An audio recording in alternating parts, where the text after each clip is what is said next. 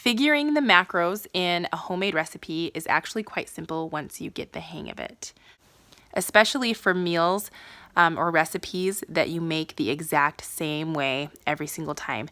You can just track it this one time, log everything, weigh everything, and you'll have it for the future.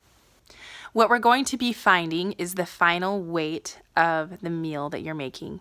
So taking that into consideration, if you're making a casserole, you'll want to weigh out the weight of the dish before you put anything in it.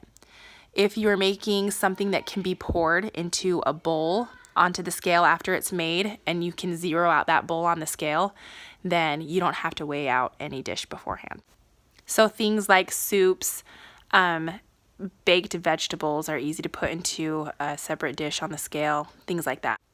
And then you'll want to make sure that you write this number down so that you can subtract it from your final weight of your baked dish. Then we're going to start creating our recipe in MyFitnessPal. So you'll go to the toolbar at the bottom and select More, and then find Meals, Recipes, and Foods. And you can choose to scroll all the way to the bottom and find Create a Recipe, or you can just click on that plus sign right at the top corner.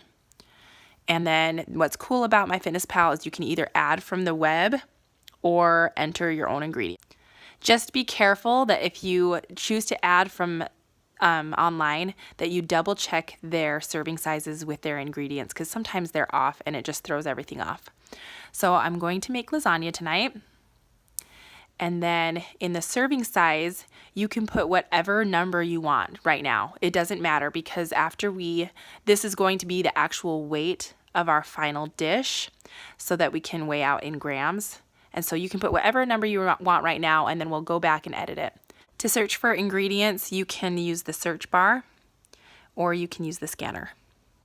And then with each ingredient that you put in, just make sure that you are adjusting it correctly to your recipe. So changing the serving size or the number of servings, however fits your recipe. And then save it by clicking the check mark in the top right hand corner.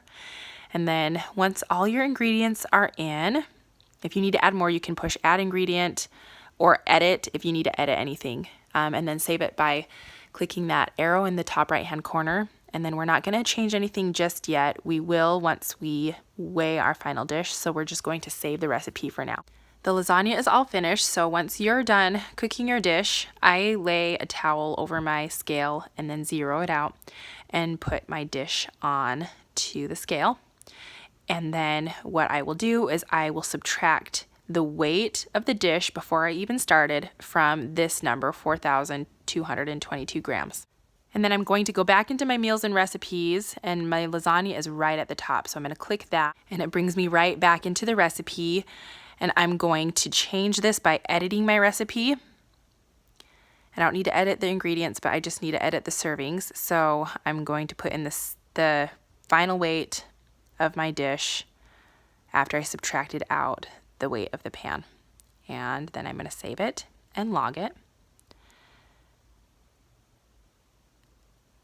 And then right here is where I'm going to do, select the meal that I want to put it under. And then the serving size, I'm going to put how many grams I had, which was 260 grams of lasagna.